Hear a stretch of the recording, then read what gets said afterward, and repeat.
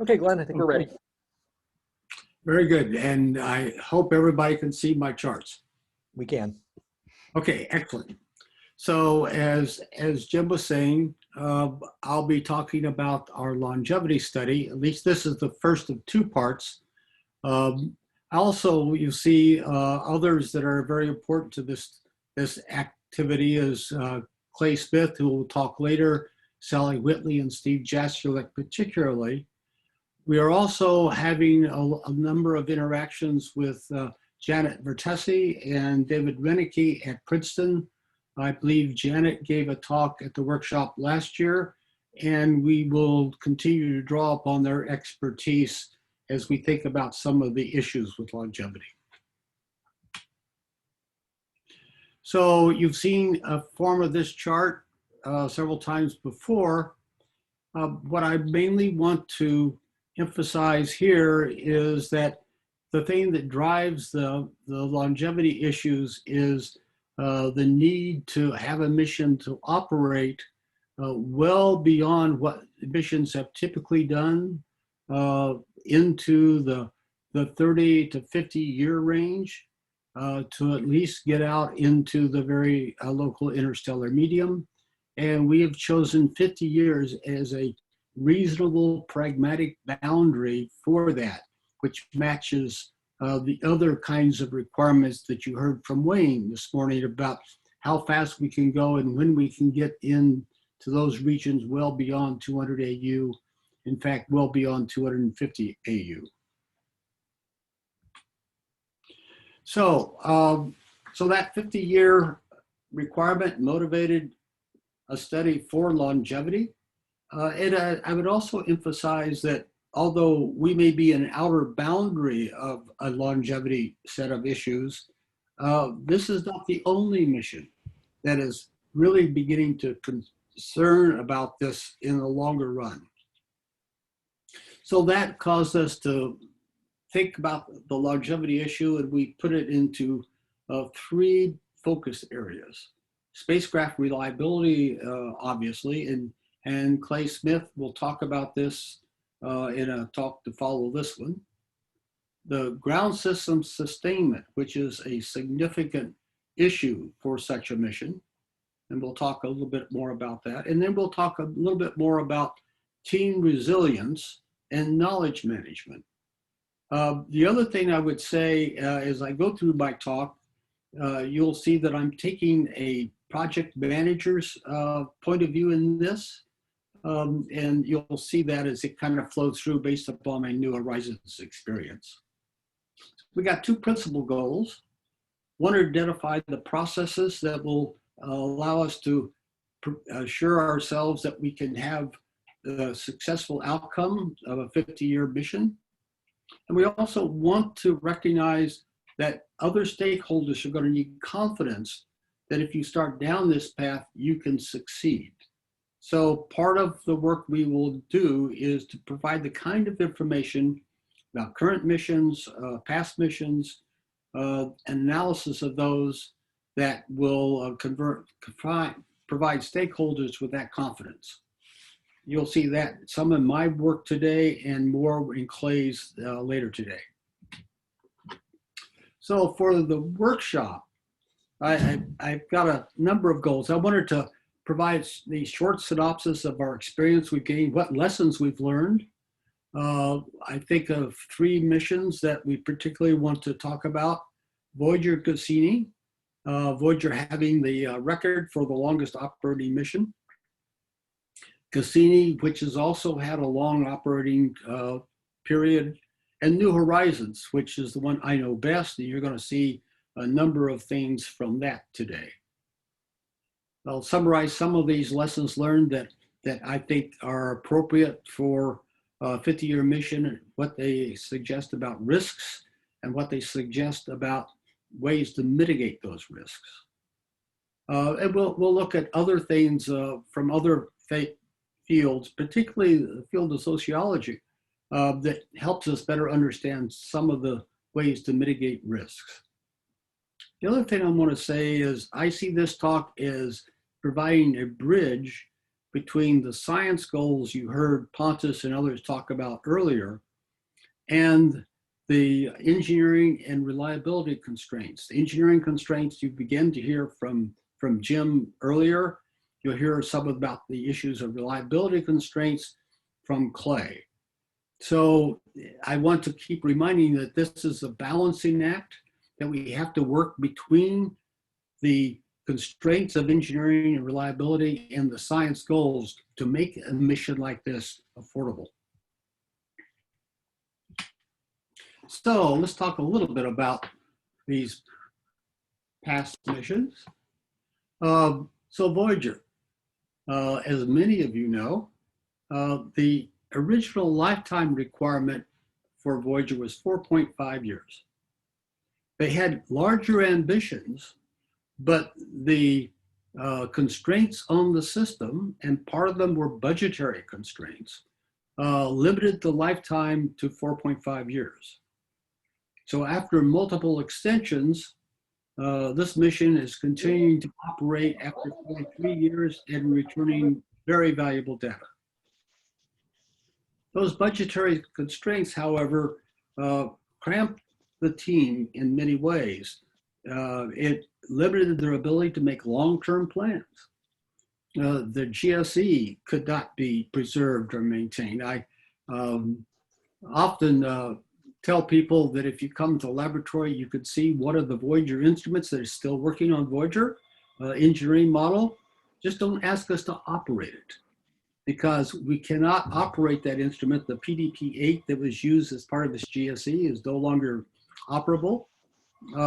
And that's true of almost everything when it comes to Voyager. There's very few elements of the ground support equipment that was available that are available to do testing. And I'll come to this as an important area later in my talk. And there was no succession plan in place. They eventually have come around and started to put a succession plan in place actually very recently. And that's for a 50-year mission would be a major failure. Cassini's original lifetime requirement was 11 years. It continued to return data for 20 years, 13 at Saturn. Although some might disagree with my statement, I felt that the budgetary constraints were less severe, but they still had issues about supporting instruments and actual succession planning, although the 20-year limit was not quite as severe as the 40 years that we've been operating Voyager.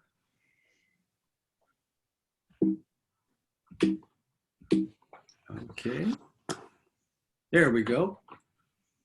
So I'm going to spend some time talking about New Horizons and providing that as a background for what we're doing.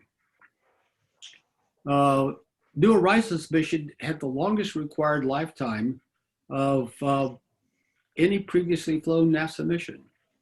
It was 15 years. And that was driven by the fact that should we've gotten off at the end of the launch window in 2006, we would have arrived at Pluto this year instead of 2015. And so we had to assure ourselves that we could operate a mission for at least 15, if not slightly longer. And as we understood that, we decided that we needed a longevity plan. So that longevity plan included things like a longevity archive, where we actually house spare engineering models and electronic parts. We also had housed in that spare ground system workstations. Some of our operating software requires the kind of workstations that were current in the early 2000s. So at the end of development, we took those ground stations that were used for the integration and test facility and put them in storage. And they would then operate the same in the Mission Operations Center to support spacecraft operations. We actually went out on eBay and purchased more. And so when one of the ground systems that are in the Mission Operations Center would fail, particularly a hard disk failure, we could go and pull out water out of the archive to continue operation. And of course, we had engineering drawings saved, but we also created a set of technical reference documents. We asked lead engineers to develop a document that allows someone skilled in the art to be able to understand the motivation and the reasoning behind the design. So people could understand more than just what was shown in the design requirements document, what was shown on the schematics. We also developed a fully redundant second spacecraft simulator. That became very valuable during part of the flyby at Pluto. And we did a certain cross-training of staff, and we carefully worried about succession planning, where the key people during development were able to transfer their skills and their knowledge base to someone in the 15 years that we've operated the spacecraft.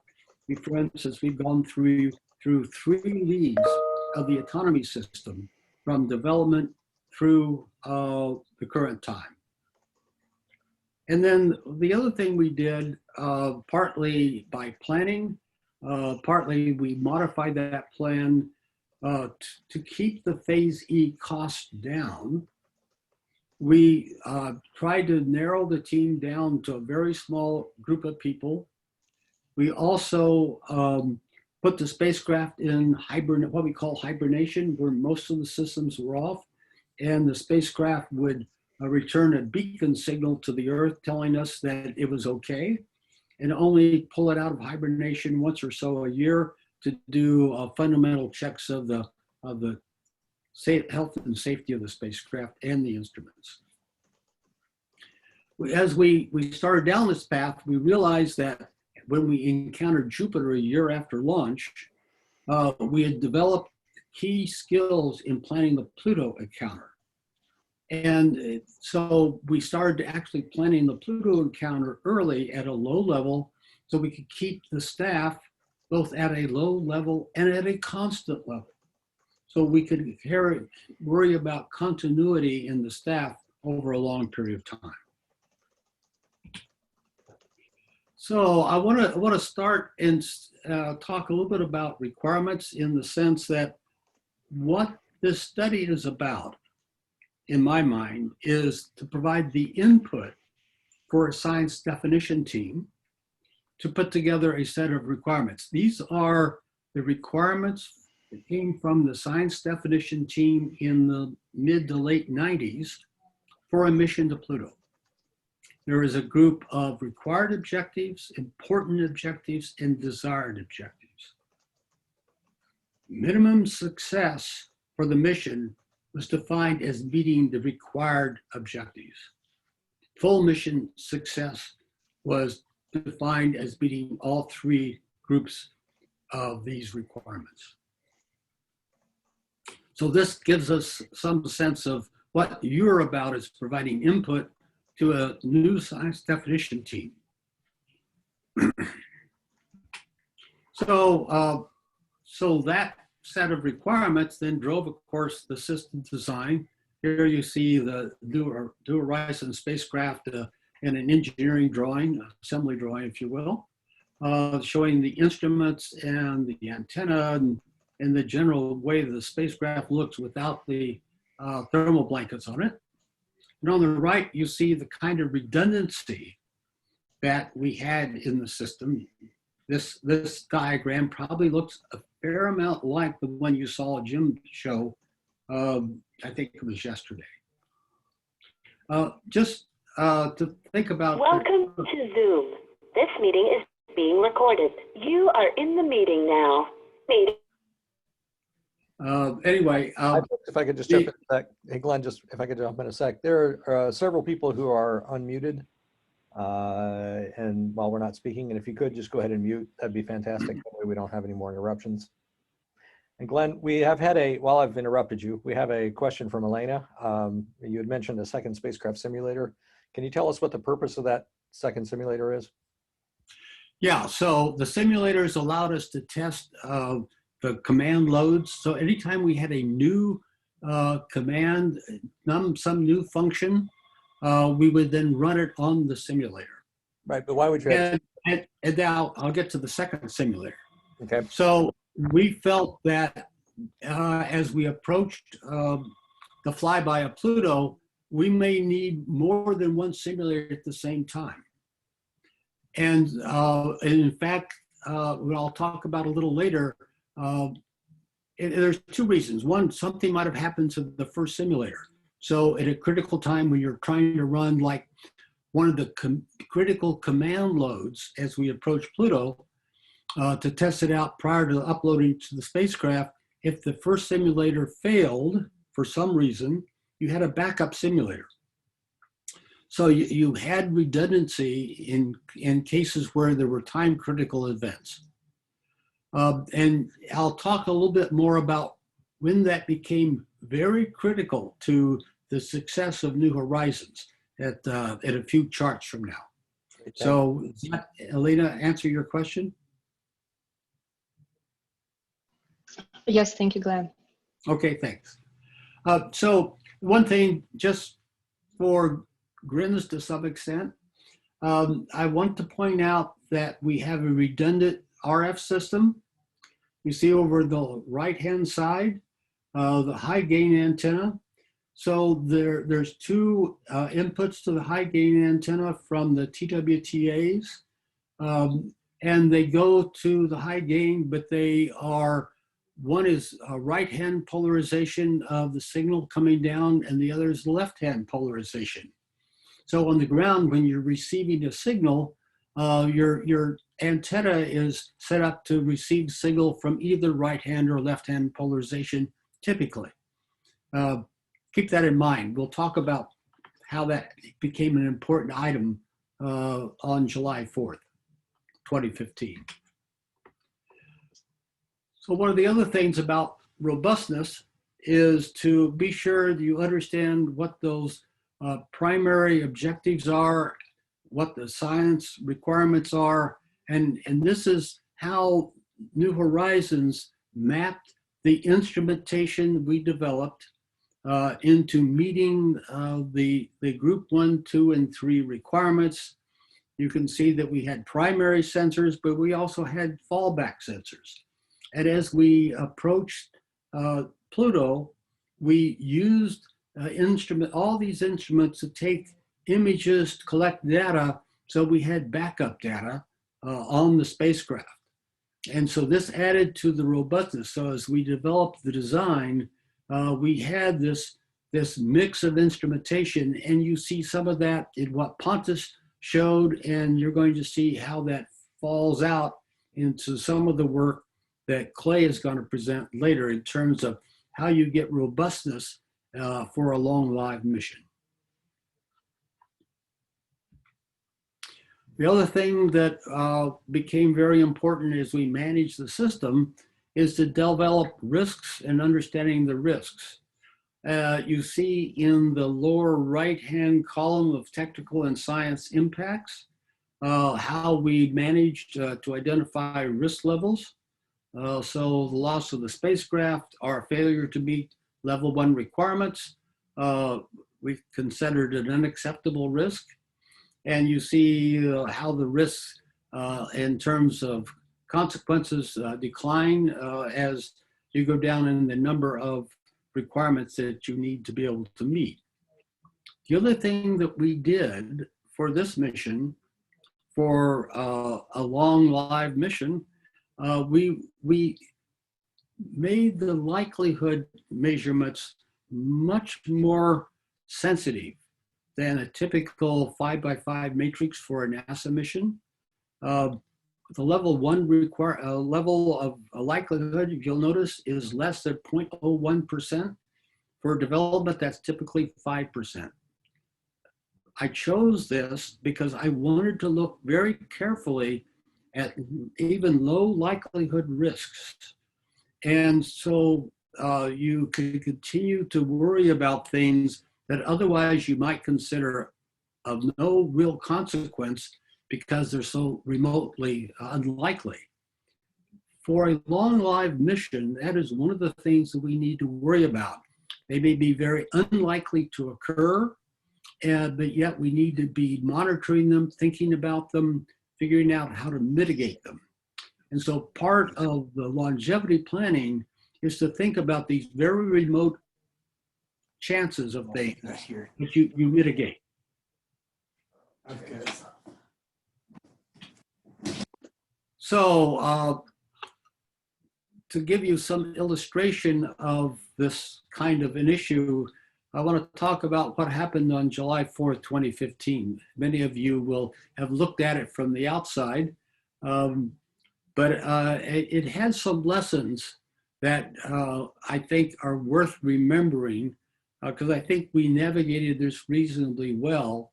And but there's some things here that gets to why we have two simulators, how we transfer knowledge from one group of people working the mission to a second group.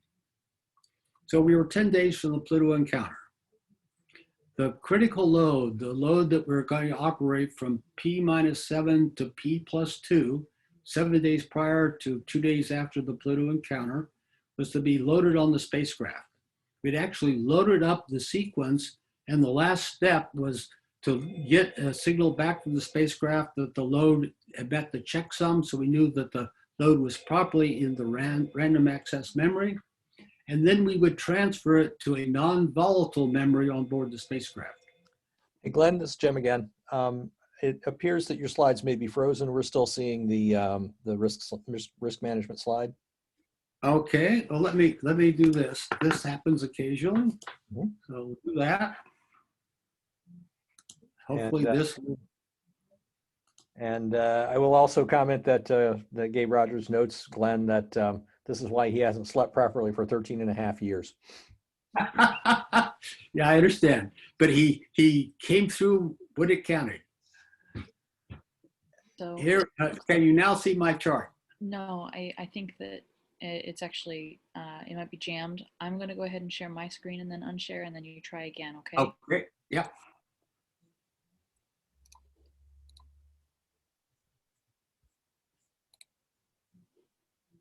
All right, go ahead and give that a try, Glenn.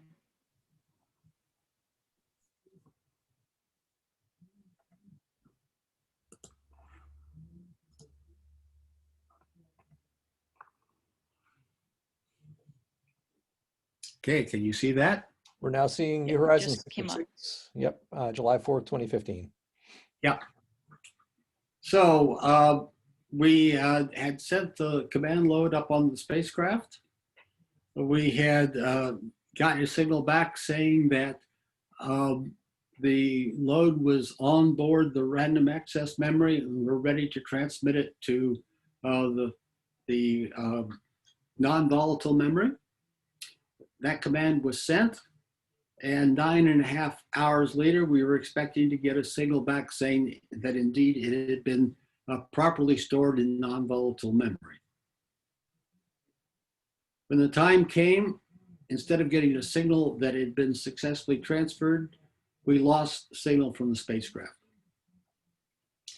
I was home actually at that time, and I got a call from the mission operation manager, Alice Bowman, and I was probably at the laboratory faster than I'd ever gotten there before. However, within 5 minutes of the loss of signal, the team already understood what had happened and predicted that if we changed the polarization of the receiving antenna, about 90 minutes later, we would hear back from the spacecraft.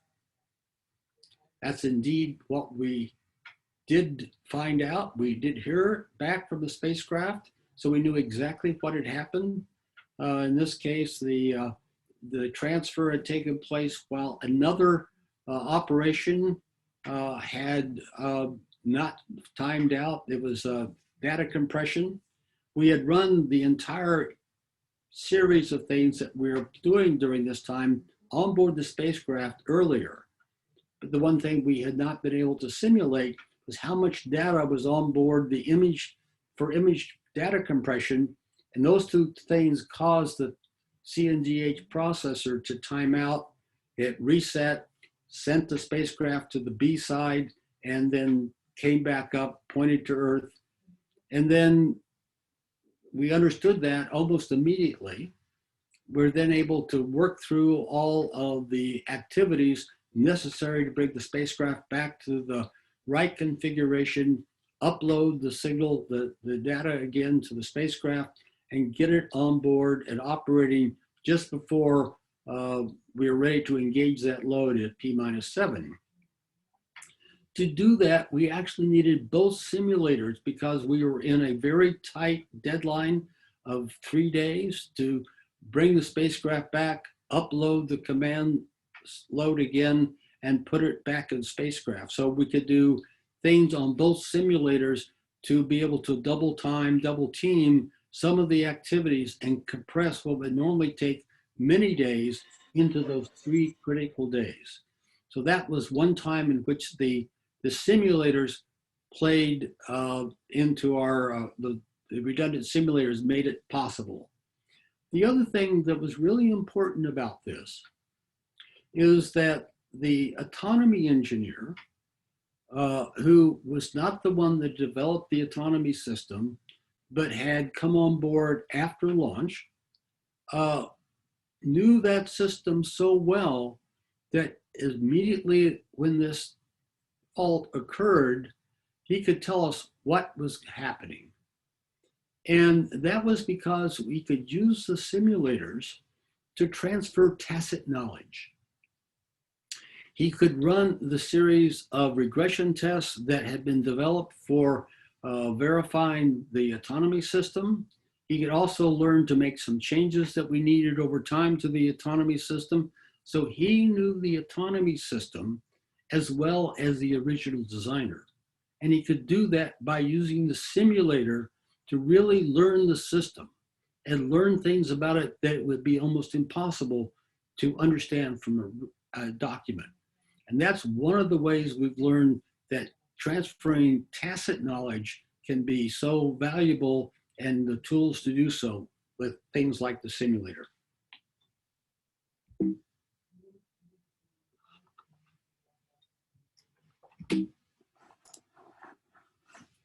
So a little bit about the ground system. You saw this block diagram from Jim earlier, but I want to talk about it in a slightly different way.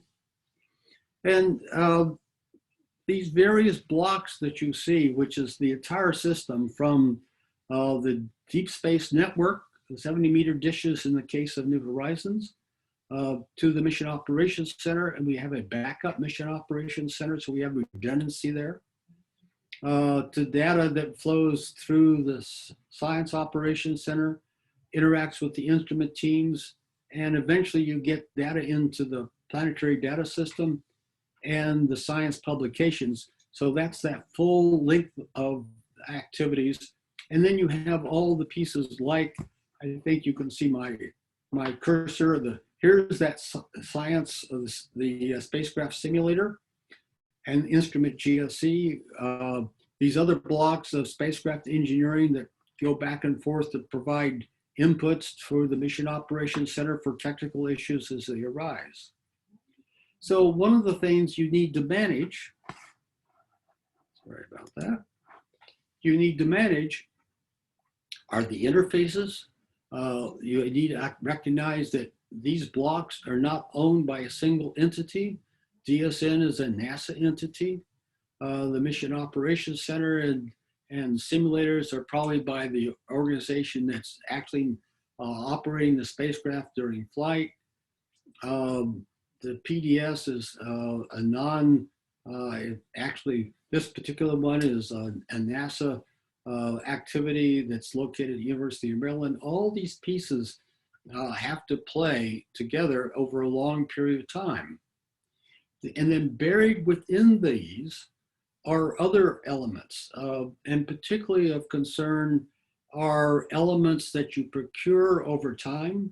And if you do not own the full rights to the knowledge of those systems in detail, if those organizations go out of business, you have no way of understanding when some fault may occur. For instance, The star cameras on New Horizons are procured from a company that I believe no longer exists. It's actually morphed into a different company, which often happens. So you need to think about how to maintain the knowledge of the system where some of the knowledge is outside of the organization. So even the tacit knowledge that you can control through simulators and other things inside an organization are outside the boundaries of it. And you need to think hard about how you can gain that information so that you have the understanding that's needed for a long duration mission. You know, the technical reference documents are a very important part of this. And so we also need to think about long-term agreements with all the vendors and other partners here of how their data and their knowledge can be retained for a long duration mission. So this is all part of the longevity planning as you go forward with a mission like this. And of course, there is the human element in all of this.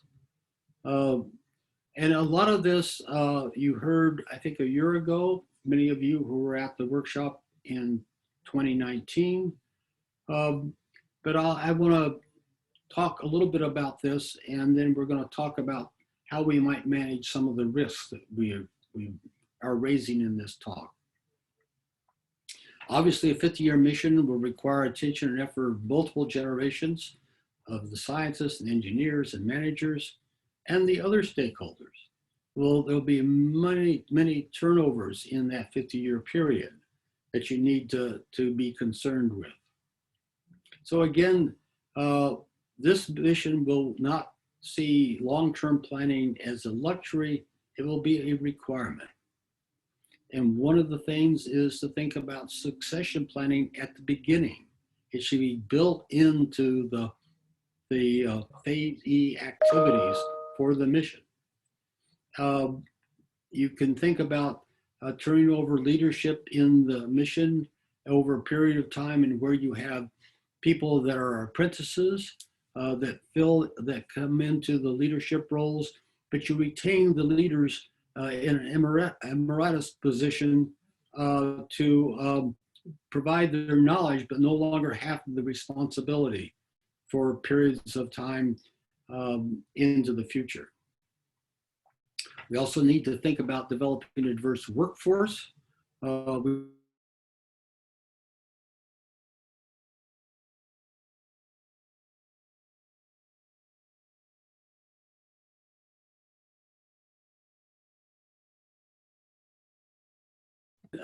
The other thing I think is really important is that we need to think about a plan for the flight of the mission that has multiple milestones along the way.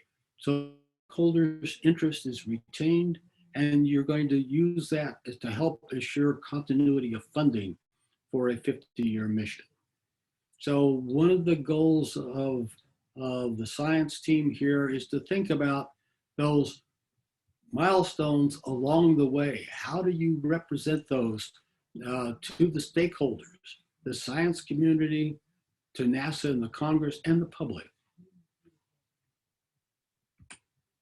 So I want to talk a little bit about some of the risks. So we are trying to develop in the longevity plan, think about risks to the mission, and then think about how those could be mitigated. So I want to walk you through some of the risks we're starting to develop as we think about in this next year, and then identify ways that we can mitigate these risks. Obviously, if the ground communication facilities are not adequate to meet our requirements, then we will not be able to succeed. And one of the things that we're going to be concerned about and talking about is how we maintain with the DSN the necessary communication assets outside the control of the mission itself that will be necessary to operate the spacecraft for 50 years.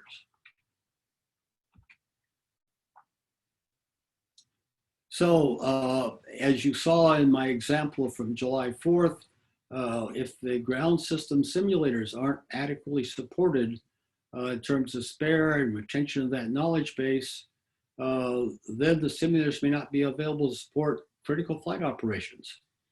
So that kind of longevity planning for the ground simulator. And for New Horizons, we have 2 ground simulators that are operating well after 15 years.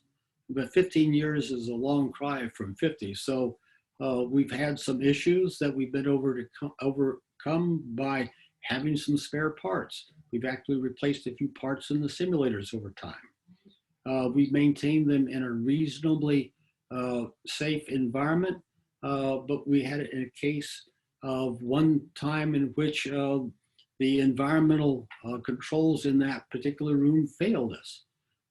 We keep the 2 simulators in different rooms in different buildings.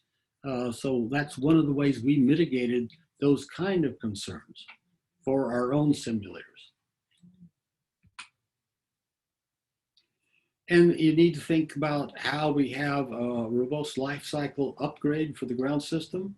For New Horizons, we're basically replacing as much of the ground system as we can in about a 5-year basis, so that as much of the system as possible, it can be replaced with new system elements. One of the challenges here is, do you own the source code for all the operating systems in the ground system? If you don't own them, then you may be in a position where if the organization that supplies you those operating systems are no longer around, you can no longer upgrade the electronics and the computers because they will be incompatible with the ground system that you have.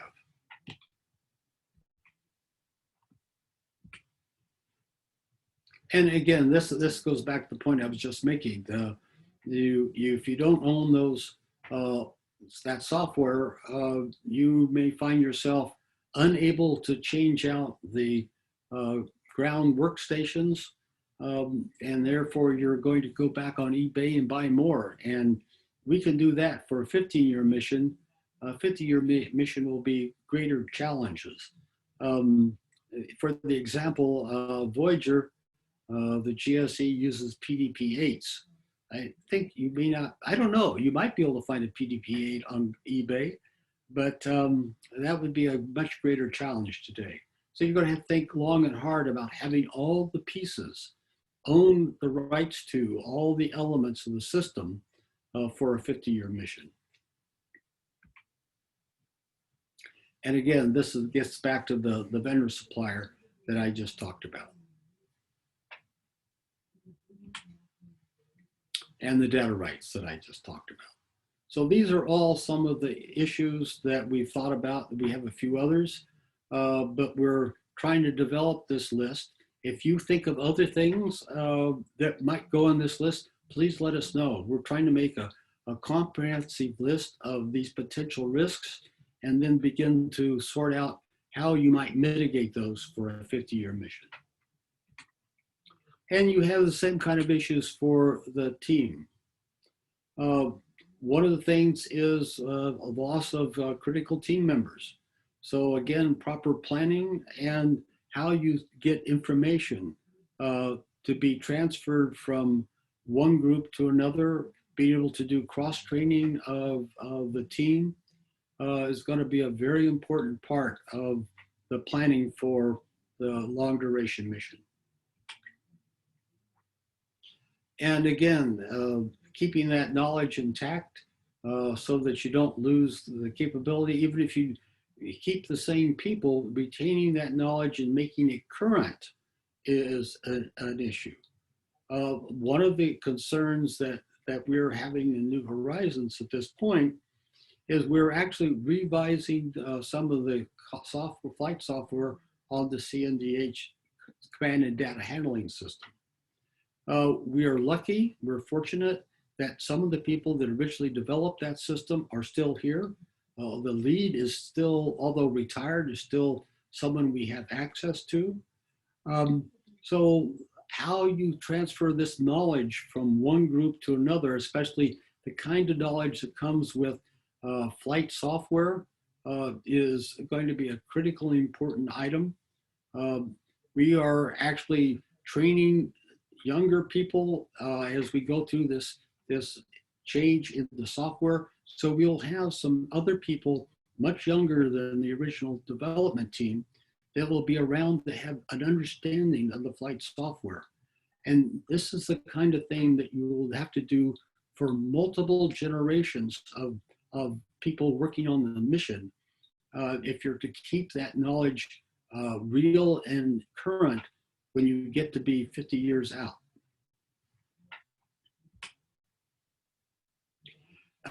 One of the issues you need to worry about for a long duration mission is some of the science partnering organizations could be lost. Does that imply that key mission support from particularly the science team could be lost? How do you support people whose organization decides they no longer want to support that activity? So that's something that you need to think about fallback plans, have enough resilience in the science team so that if you lose key members, you're not in a critical problem of not be able to support the mission. And again, loss of that critical data because you've lost team members or the knowledge has been lost because it's not kept current. These are all things that need to be worried about, and being able to think about how you continually run tests with the ground simulator to keep that knowledge current over a long period of time as you change, transfer that knowledge from one group of mission participants to the following generation of those participants is going to be a key element of the planning. And you need to think about how you maintain public support of all three stakeholders outside the science community, that is NASA, the Congress, and the public in general for a mission. Be sure that you get adequate funding for a 50-year mission. And if you lose that support, then you might find the mission is terminated. So I look at the longevity challenge as actually a kind of exciting and challenging aspect. It draws my interest particularly, and I think it intrigues others to think about a mission that's going to be operating into the 2080s, sitting here today. We have missions previously to experience to draw on, as I've talked about, Cassini, Voyager, New Horizons, of course. And if we are to succeed, there's a number of things that will allow us to succeed. Obviously, planning for a robust Phase E mission support is going to be really important. How do we justify that? How do we make it the right balance? And that balancing of resources with cost is going to be a key element, and we're going to be worrying about this in the next year as we think about how to develop a Phase E plan that's going to be running for 50 years that will not cause the mission to not be supported. And you need to be sure that you're keeping all the stakeholders,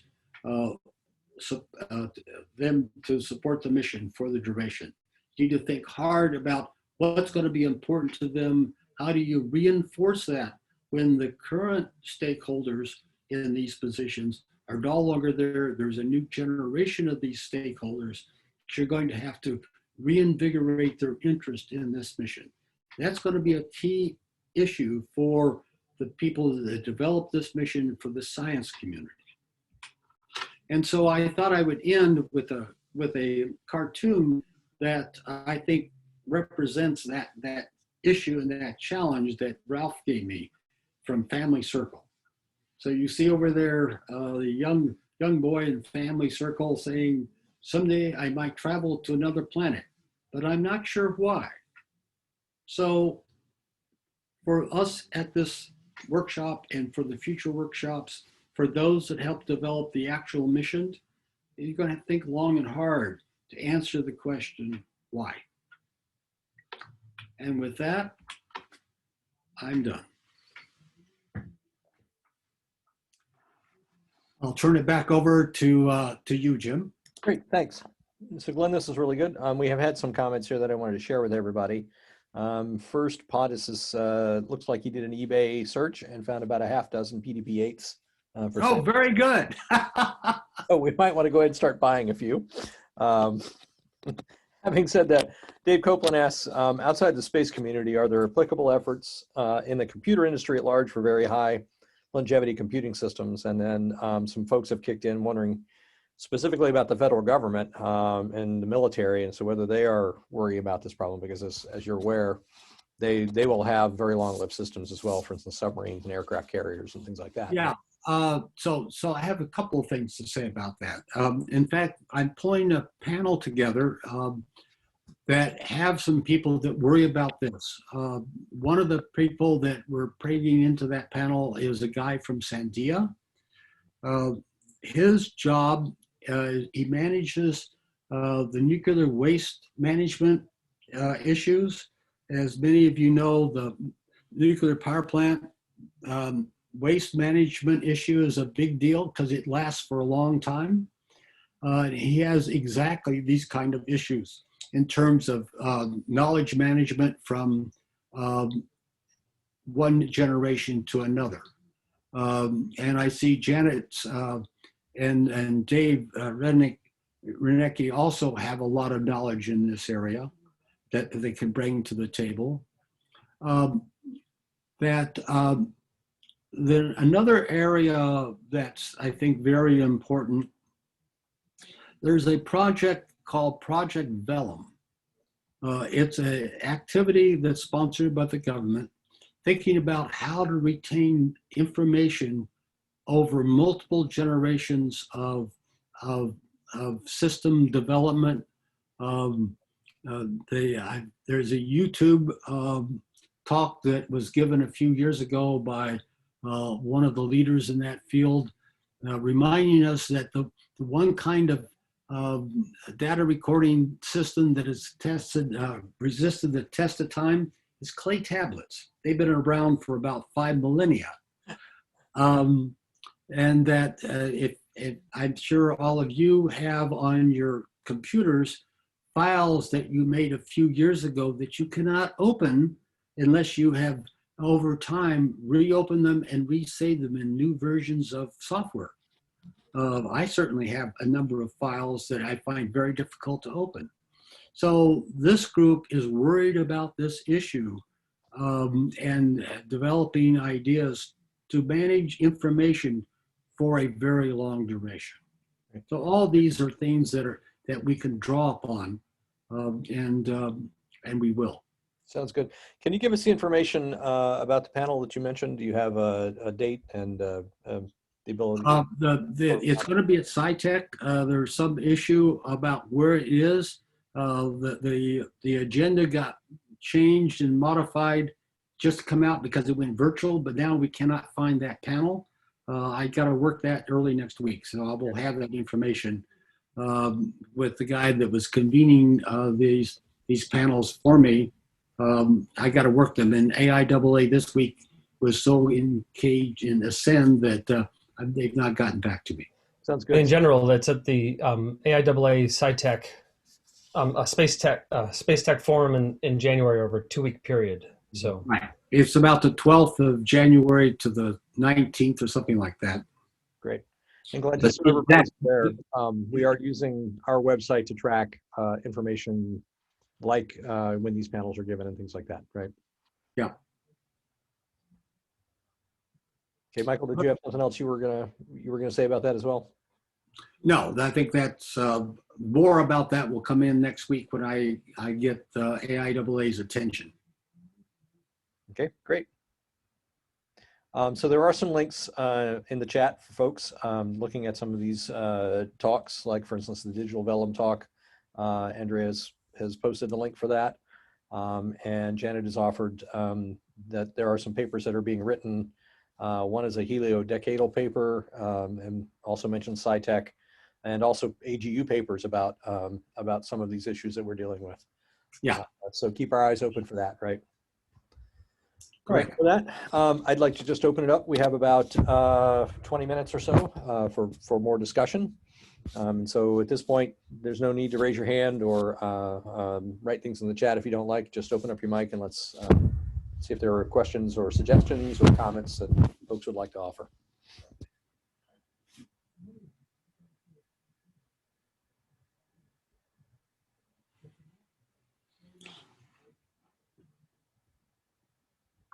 They may have had enough talking about longevity.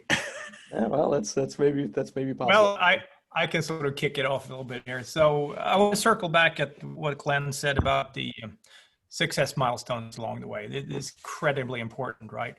But I think this mission in particular is set up for that, because along the way we will make these discoveries in the inner heliosphere, and of course in the heliosheet, and that's how the science traceability and the science questions are sort of built up. We make these discoveries. I'm picking examples now: the force balance of the bubble, taking that first image of the heliosphere, taking the first image of the dust disk, and then once you get out there, then you sort of almost progress into another discipline, if you will. You touch on the galaxy. So those are sort of laid up. I posted the Google Doc link in the chat.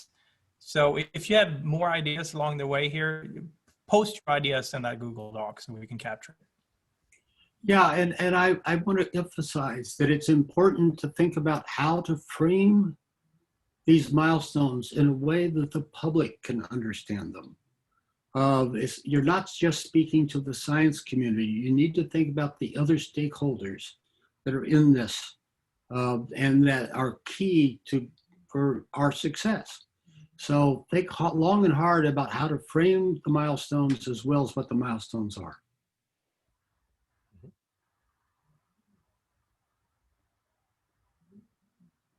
Great, thanks for that. Anybody else want to jump in with a question or a comment or a suggestion?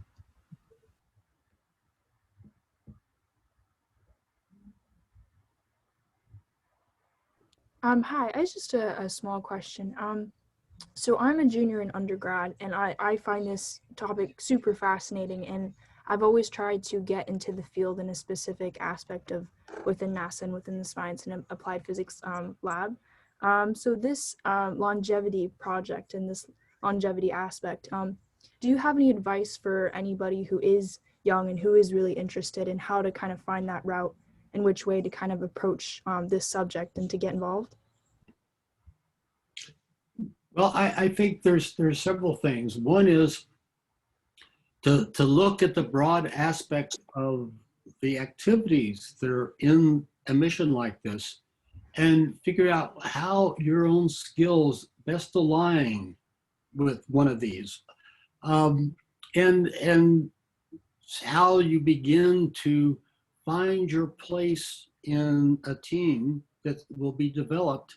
Because you think about all the key things that you're seeing here, the development of software, the development of processes that are going to have to be developed, to think about what the milestones will be, how for someone like you to articulate why these things are important and figure out how to contribute to the team. And so you're hearing from a large variety of people over these 5 days about how they're building pieces of it, from the science team to the engineering team, people like me who are a little bit on the gray side, who have shared their experiences. How does your own interests, how do they align with someone, one of these areas? Think about how you can contribute to that. You know, you're learning as you come along, but as you grow in your skills, you can think about how you might interact with some of the people you're hearing from here and starting a conversation about that, because you have to learn, and by having interactions with some of the people you're hearing from today and earlier can help you better refine what you're interested in, how to go about it, how to build those relationships and those skills that allow you to go forward. Yeah, so I'd also offer along the same lines. So you're already starting that process just by participating here and asking questions and helping us with suggestions. These are things that we're looking for from the community, both folks like you who are just starting out and folks like Glenn who are much further along. And I would say just keep paying attention to the websites, keep being interested in the panel discussions. If there are efforts and tasks that you want to volunteer to help with, then we're absolutely willing to do that. So I think you're well along the way of doing exactly what you want to do. Yeah, and do remember, it's not us who will be leading this mission in the future. By natural reasons. and also on Friday, don't forget to also participate in that student session. I think it's at 9. So as we go along here, we have had an immense sort of response from students and early careers who just want to be involved. But guess what? You are involved now, right? But participate in that discussion. We're trying to formulate ideas with you, how you would like to see yourselves involved. And another aspect is, of course, to get together with the early career students themselves and talk it out amongst you. So we hope to formulate some of those ideas on Friday together with you. Thank you so much, guys. That's very encouraging, and I really appreciate it. Thank you all. Absolutely. Okay. Any other questions or comments or suggestions?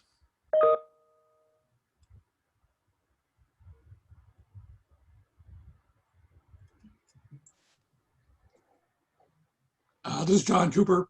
It's hard to imagine that some software that I wrote today would be, usable in 50 years from now. So that kind of brings up the topic of data standards and software standards, and how that would operate over such a long-term mission. Well, I guess there's a couple things I could think about. Obviously, there is some software that's probably in Voyager that's still operating. I don't know how much they've changed out. We've changed out the operating system and one part of New Horizons that in 2010, and we'll change some other software, but I could see software still operating, especially on the spacecraft. Now, how the software on the ground, I think, is a different issue. That's why you need to understand the functionality and be able to keep the source code, because you probably will change that. How much you change the flight software, I think you will do that very delicately. And Glenn, there's actually a couple of examples at APL where, because of our institutional commitment and the availability of program funds, we've enabled exactly this ourselves. I remember on the Messenger mission, we used Forth to program the instrument data processing units. And in order to get enough programmers to create all the different, I think there were 5 or 6 DPUs on the spacecraft. In order to get enough programmers, we had to take one of our senior programmers, and they taught a number of the software engineers that we had how to use Forth so that they could write that code, get it tested, and get it onto the spacecraft. And as an institution, APL found these people within their ranks and said, you're going to learn this antiquated, out-of-date, completely useless, otherwise software language because we need it for the program. And it worked. But Glenn's point about the program funding needing to be there in order to maintain this, I believe it's very possible, but you've got to have the money to keep the team going. So I'll tell you a little funny anecdote about the Forth. So the Forth software development started in 1977 on the MagSat spacecraft. We launched one of the very first microprocessors on the spacecraft. Well, someone who has both used and actually really enjoys programming in Forth, I appreciate you guys keeping up with it. I would add one comment to this, is that we need to not just think about spacecraft software, flight software, but also instrument flight software, because oftentimes At least what I found on the projects I've worked on, it's not just the flight system, which often is very well documented, but the instrument code and how an instrument works and is often less well documented and less well communicated than other aspects of the mission. So it's a very broad subject that we got to talk about, and from the beginning, Interstellar Probe will have to somehow come to grips with the fact that there are very many institutions who will be developing these software both for flight and for ground, and develop standards for how that's done so that it can be managed and can be retained. Can I just speak up for 1 second? Because I've been doing some of this work with Glen as well. I think thinking about it less as like a single software language or a single language that needs to be maintained, and thinking more about translation points, I think can be very valuable when you're considering the long term. So things like software emulators that allow us to go back, or hardware emulators that allow us to go back and use older files, as well as translators that allow us to run or that encapsulate the running of particular programs in newer software systems. These are the kinds of things that we see in other industries. And they're also really effective ways of dealing with parts of the system that will inevitably fall behind. And I think that what's interesting about one of the papers that Glen and I just wrote with Tom Cognegis is we had the idea that actually this is a really cool technical challenge. So despite the fact that lots of engineers want to be like on the front line and they want to be like, I'm doing the cool new thing, in fact, there's a really cool project to be done about keeping the old stuff alive and keeping those relationships going and keeping that software legible. So I think that also promotes some other ways for young people to get involved, is not just like meeting the people and thinking about the science and stuff, but thinking about the technical challenges of keeping old stuff running, and how you would do that within modern software environments as well. Mm-hmm. But yeah, that's exactly right. Thanks, Janet. Thank you, Glen. Great job.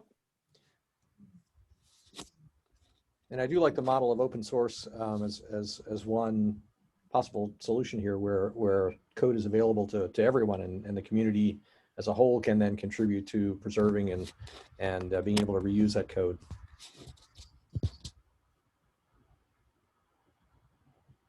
Okay. Any other comments or questions, things we'd like to offer?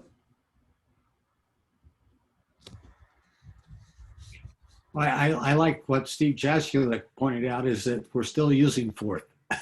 Mm-hmm. Yes, we actually have some Forth being used on Solar Probe. And on Jews. All right, everybody, let's thank Glen and everybody for the discussion here. Great job. We've got about 20 minutes here before the next session. Remember that we break into 2 tracks, I think, at this point. That's correct. We've got the science discussion, exoplanet analogs, at 2:25 with Abby Reimer running the show, and then we have Clay Smith discussing reliability. So there's 2 different Zoom rooms for that. Looking forward to seeing you all again real soon. I hope you get a good break, and onward and upward. Sounds good. All right, thank you, everybody. Thank Great. you. Thanks. Bye now. Bye-bye. Thank you. Bye-bye.